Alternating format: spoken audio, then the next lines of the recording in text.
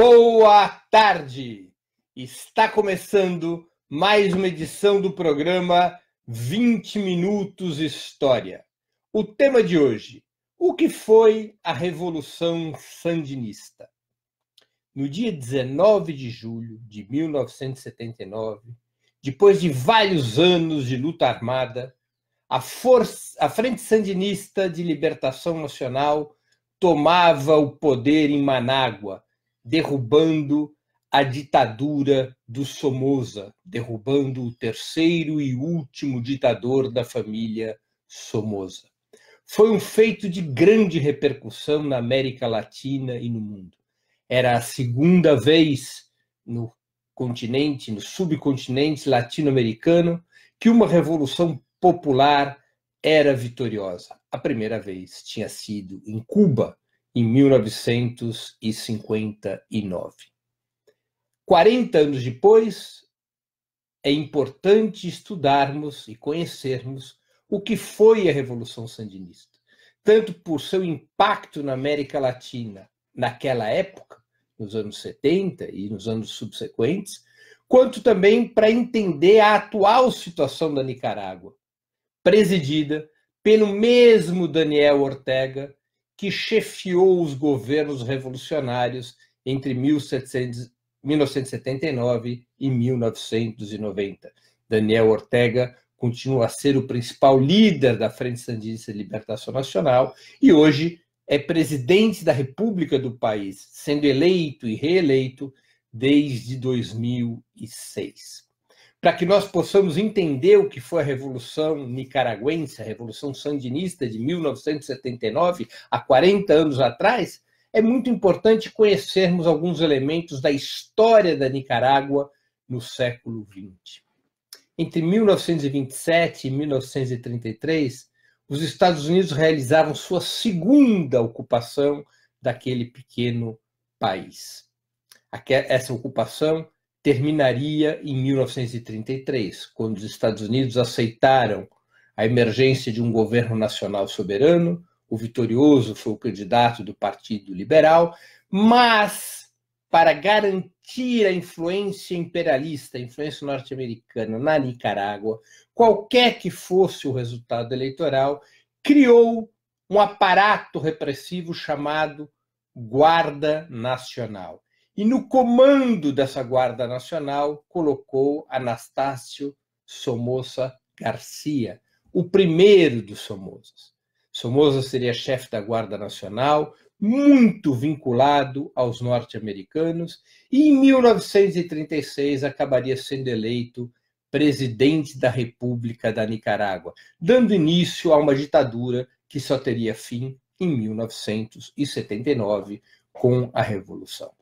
Era tão brutal e subserviente aos Estados Unidos a Guarda Nacional de Somoza, que foi sob sua bandeira, embora sob o comando do coronel Reagan, um coronel do exército americano, que seria assassinado Sandino, que daria o nome, em sua homenagem, que seria criada a Frente Sandinista de Libertação Nacional. Sandino foi o principal líder da oposição armada contra a ocupação norte-americana entre 27 e 33.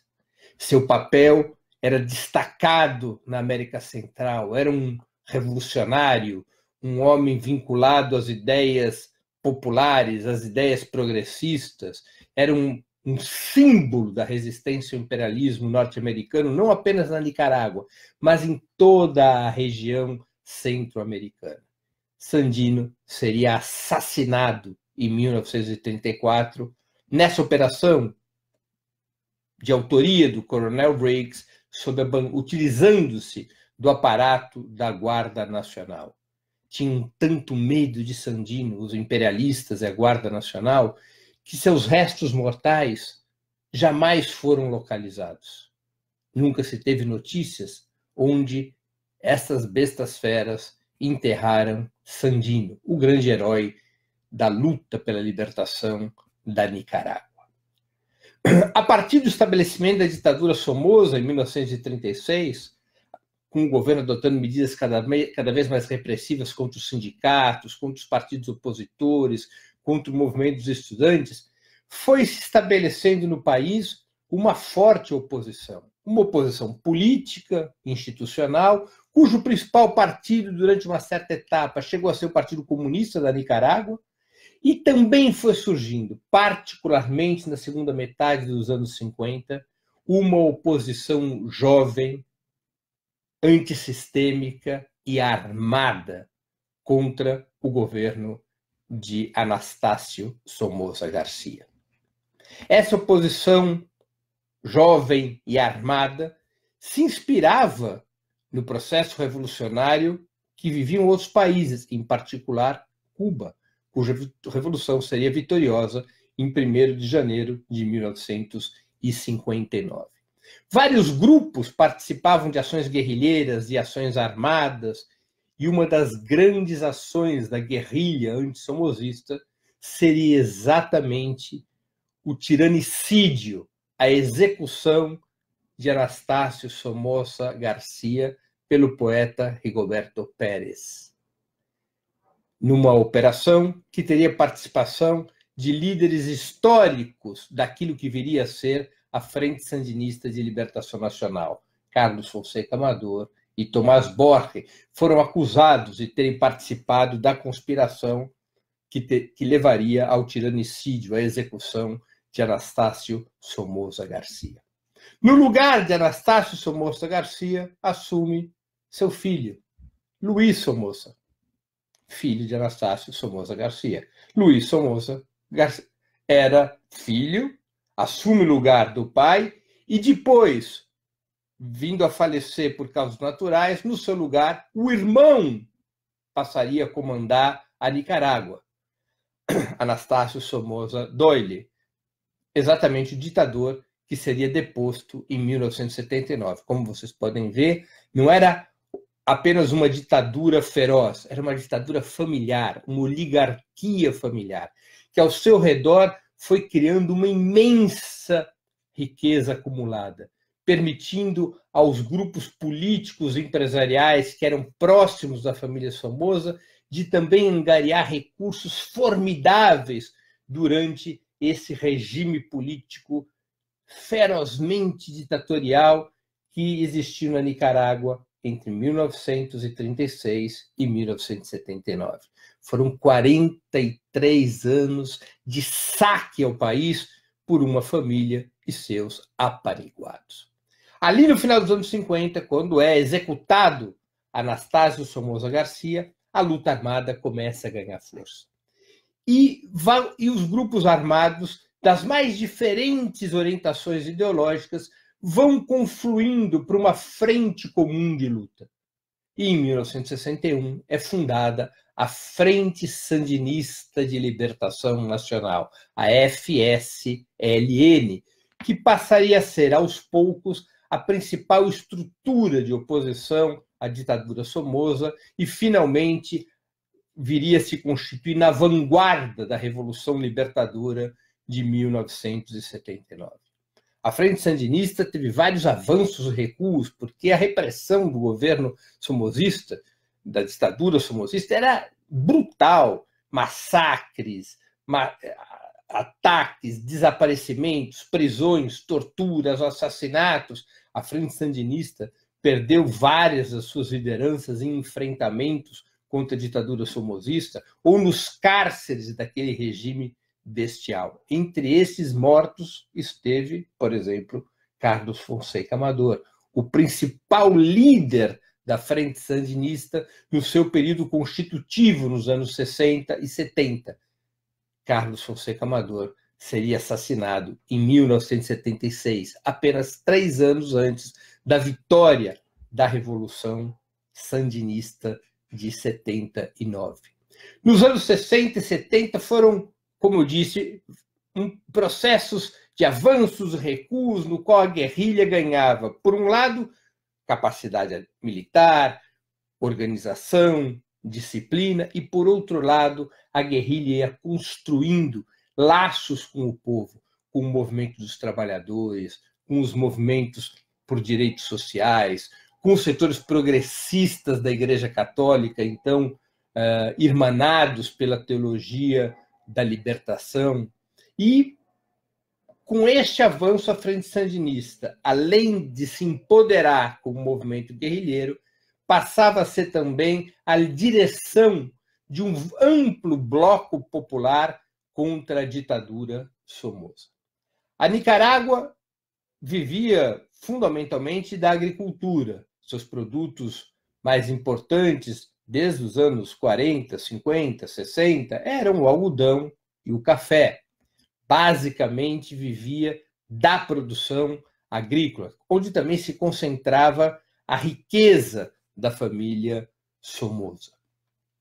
O caráter explorador, despótico, oligárquico, corrupto da ditadura Somoza ganharia uma nova face com o terremoto de 1972, que abalaria a Nicarágua, um terrível terremoto, que provocou uma mobilização internacional de recursos para minorar as dramáticas situações vividas pelo povo nicaragüense em função dessa catástrofe nacional.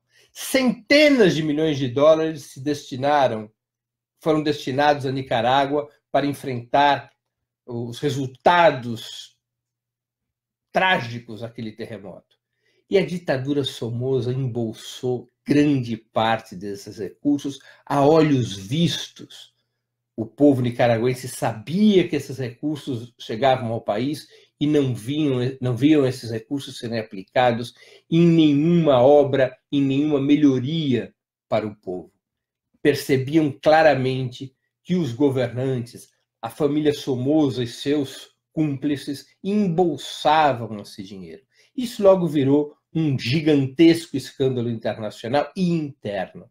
E é a partir deste momento que a ditadura somozista começa a perder condições de sustentação, começa a perder apoios, não apenas do povo pobre e trabalhador, não apenas dos estudantes, mas até mesmo de setores das classes dominantes nicaragüenses que não faziam parte do pacto mais íntimo de poder da família Somoza.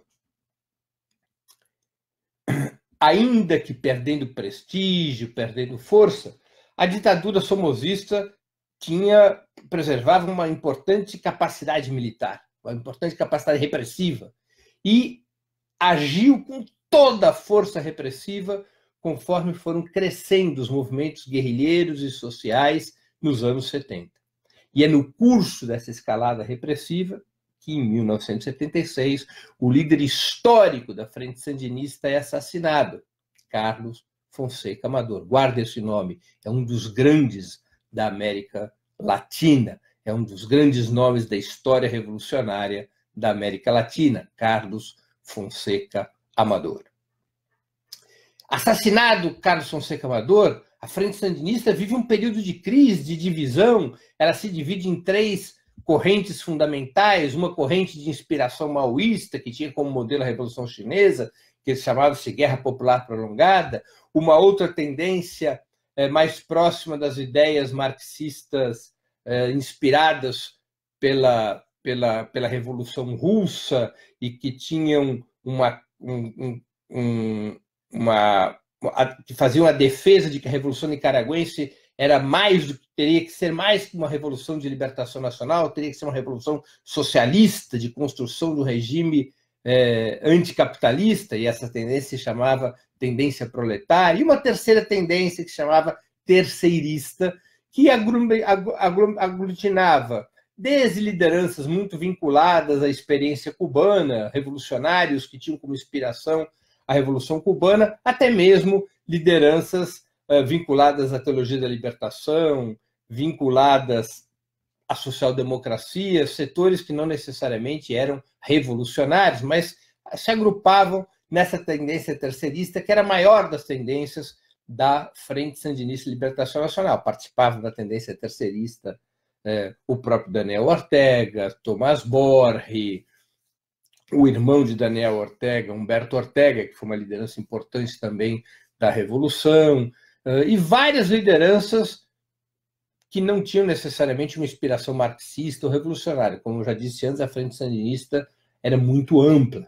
Cada uma dessas tendências, quando houve esse conflito em 76, continuou a luta armada por sua própria conta, o que no início, claro, debilita a Frente Sandinista, mas aos poucos essas tendências vão estabelecendo pactos de unidade de ação, vão fazendo acordos para enfrentar a ditadura somozista. E um outro fenômeno, ou dois outros fenômenos importantes, ocorrem simultaneamente. Um fenômeno que foi o distanciamento dos estados imperialistas em relação à família Somoza, mesmo dos Estados Unidos. Sob o governo Carter, eleito em 1976, a família Somoza vai perdendo o apoio que tinha dos Estados Unidos. O governo Carter começa a denunciar a violação de direitos humanos da família Somoza, começa a denunciar a ditadura somozista, vai se afastando das suas históricas relações de cumplicidade com o somozismo, que datava, como eu já disse,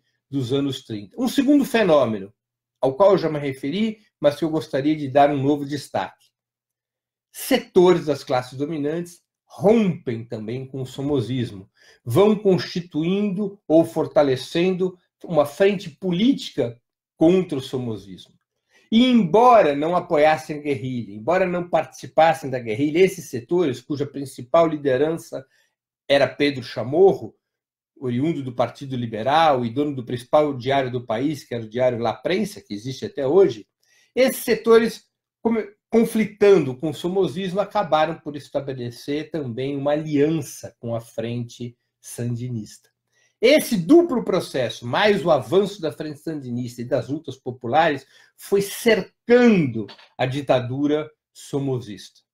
Particularmente a partir de 1978, e o marco foi exatamente o assassinato de Pedro Chamorro, começa uma grande escalada popular e guerrilheira.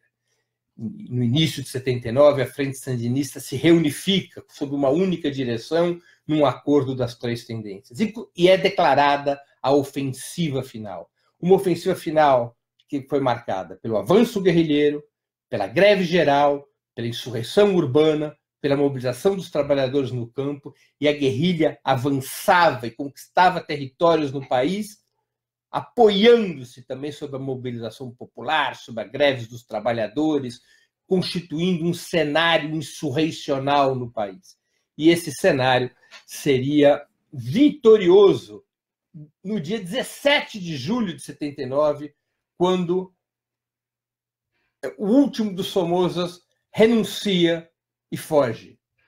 Assume no seu lugar o vice-presidente por apenas 2 dias. O vice-presidente assume e, com apoio dos Estados Unidos, queria declarar, obrigar a Frente Sandinista a depor as armas, exige a deposição de armas. Os Estados Unidos tentam manobrar para a Organização dos Estados Americanos intervir na Nicarágua com uma missão de paz, de tal maneira que a Frente Sandinista não tomasse o poder e o poder continuasse nas mãos das frações, das classes dominantes nicaragüenses. Mas esse vice-presidente não tinha força, os Estados Unidos tampouco preservavam condições de intervir, e o fato é que no dia 19 de julho de 1979, a Frente Sandinista chega a Manágua e se estabelece no país uma junta revolucionária.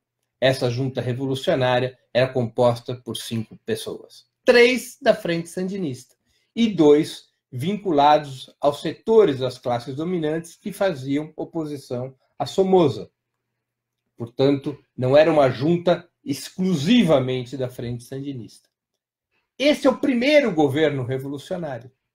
Durante 11 anos, se sucederiam governos revolucionários. Logo de início, um ano depois, os setores vinculados ao Partido Liberal, que faziam parte da junta revolucionária, se afastam por contradições com os sandinistas. Os sandinistas não queriam apenas derrubar Somoza. Os sandinistas queriam estender a revolução para os aspectos econômico e social também, enquanto os liberais queriam exclusivamente fazer uma revolução política, derrubar Somoza e colocar outro governo no seu lugar, mas preservando a estrutura econômica e social da Nicarágua, o monopólio da terra, o monopólio da comunicação, o monopólio do capital financeiro e as relações de dependência com o imperialismo norte-americano. Os sandinistas não queriam nada disso, os sandinistas queriam mudanças profundas e começaram a adotá-las. A mais importante delas foi a reforma agrária. A reforma agrária preservou a propriedade privada dos pequenos camponeses, mas desapropriou todas as terras da família Somoza e de todas as famílias vinculadas a Somoza, distribuindo essas terras na forma de pequena propriedade, ou criando cooperativas, ou mesmo fazendas estatais. Quando os sandinistas adotam a reforma agrária, entre outras mudanças, os setores das classes dominantes que participavam da junta revolucionária romperam com os sandinistas. E a partir de então, os sandinistas passaram a ter a direção completa do processo revolucionário. E os Estados Unidos, operando com os antigos oficiais da Guarda Nacional, com setores das classes dominantes que lutaram contra o Somoza, mas depois romperam com o sandinista, e também com dissidentes sandinistas que passaram para o lado da oposição, foi sendo constituído, através desses distintos grupos, uma força contra-revolucionária que levou o país a uma longa guerra civil, que se estendeu de 1980 até 1990. 10 anos de guerra civil, com os Estados Unidos, nesse período, colocando mais de 300 milhões de dólares em armas, com a ditadura argentina apoiando os chamados contra, as forças contra-revolucionárias, com o país sendo desestabilizado, sua economia destruída, o país submetido a um bloqueio, nos padrões do bloqueio que os Estados Unidos fazem contra Cuba, tentando de toda maneira atacar militarmente, desestabilizar economicamente, impedir a consolidação da Revolução Sandinista. Os Estados Unidos, embora tivessem colocado tantas armas e tanto apoio para favorecer os grupos contra-revolucionários, não conseguiram derrubar o governo sandinista pelas armas, mas esfacelaram a economia do país e criaram enormes dramas sociais e humanos, com as dezenas de milhares de mortes durante esse processo de guerra civil. Há um acordo no final dos anos 80, favorecido pelos países que eram, o chamado Grupo da Contadora, países que eram contrários à intervenção norte-americana, mas que também pressionavam os sandinistas para que fizessem acordos e permitissem a realização de eleições, de novas eleições presidenciais em plena guerra civil, como elemento de legitimação de um acordo político. Os sandinistas tinham realizado eleições em 1984 e Daniel Ortega sairia vencedor com 67% dos votos. A oposição exigiu novas eleições em 1990, eleições com observadores internacionais, eleições gerais, e os sandinistas aceitaram esse calendário, sem antes exigir o fim do bloqueio econômico e um tempo para que o país retomasse a normalidade. Fidel Castro chegou a dizer a Daniel Ortega: não faça eleições nessas condições, isso é uma armadilha para que os sandinistas sejam derrotados. E foi exatamente o que aconteceu. As eleições realizadas em fevereiro de 1990 levam à derrota da Frente Sandinista e o fim do período revolucionário. Daniel Ortega, com 41% dos votos, perde as eleições para Violeta Chamorro, a viúva do Pedro Chamorro, assassinado em 78. A Violeta Chamorro, então, foi candidata pela União Nacional Opositora, a UNO, uma coalizão de 14 partidos que conseguiram chegar a 54% dos votos e derrotar Daniel Ortega, pondo fim ao período revolucionário. Os sandinistas continuaram com muita influência no país, tanto por seu resultado eleitoral, quanto por sua influência nas Forças Armadas, que foram absolutamente reconstruídas depois da vitória revolucionária, sua influência também nos sindicatos, nas organizações populares. Tanto é assim que a Frente Sandinista de Libertação Nacional, afastada do poder em 1990, acumularia lentamente forças seria o principal partido de oposição ao período neoliberal da Nicarágua e voltaria ao governo em 2006 através de um processo eleitoral que elegeria Daniel Ortega. Mas aí já é outra história. A história que hoje nós tínhamos para contar era a da Revolução Sandinista. Sua gênese, sua vitória e o período revolucionário subsequente, onde grandes mudanças foram feitas, reforma agrária, educação, saúde, mudanças favoráveis ao povo, mas que infelizmente foram asfixiadas pela guerra civil e pela desestabilização econômica liderada pelos Estados Unidos e pelos seus aliados internos, ajudada também por coincidir com um período em que a União Soviética vivia o seu ocaso até se esfacelar exatamente no início de 1990. A Revolução Sandinista, que abriu tantas esperanças no país, que conseguiu, nos primeiros anos, avançar com tanta vibração e força, ela acabou não tendo fôlego para se consolidar naquele momento histórico. Termino aqui minha exposição de hoje já pedindo desculpa por ter me excedido dos tradicionais 20 minutos. Antes de terminar o programa, 2 mensagens. A primeira mensagem. Sugiro a vocês fortemente que façam sua inscrição no canal do Opera Mundi no YouTube. Nesse canal, vocês tanto poderão acompanhar nossas transmissões ao vivo, quanto assistir edições anteriores dos programas 20 Minutos e dos demais programas da TV Opera Mundi. O YouTube é uma plataforma muito mais amigável para assistir vídeos, para fazer comentários e também para contribuir financeiramente com a Opera Mundi através do Superchat. Não esqueçam do Superchat, é importantíssimo para nós. Quando vocês fizerem a inscrição no canal do Opera Mundi no YouTube, não se esqueçam de marcar o sininho. Marcado o sininho, vocês sempre serão avisados quando novos programas da TV Opera Mundi ou dos nossos parceiros forem ao ar. Segunda mensagem, peço a vocês encarecidamente que façam uma assinatura solidária de Opera Mundi.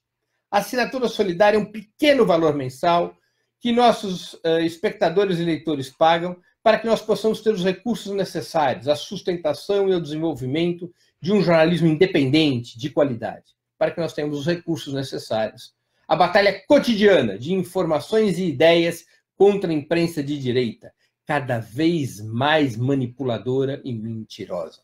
Vocês poderão obter informações sobre a assinatura solidária e realizá-la, porque é um processo muito simples e rápido, no endereço www.operamundi.com.br/apoio. Eu vou repetir, www.operamundi.com.br/apoio. Façam agora mesmo uma assinatura solidária. Para nós é muito importante. A assinatura solidária é o principal instrumento de financiamento do Opera Mundi. A assinatura solidária, por excelência, é a garantia da independência de Opera Mundi frente ao poder econômico. Queria agora me despedir, encerrando o programa, agradecer a todos que nos acompanharam. Quem gostou do programa, por favor, o compartilhe, ajude na sua difusão. E nós estaremos de volta na próxima segunda-feira, às 16h30, nos canais do Opera Mundi, no YouTube e no Facebook, no programa 20 Minutos Nacional. Até lá e um grande abraço.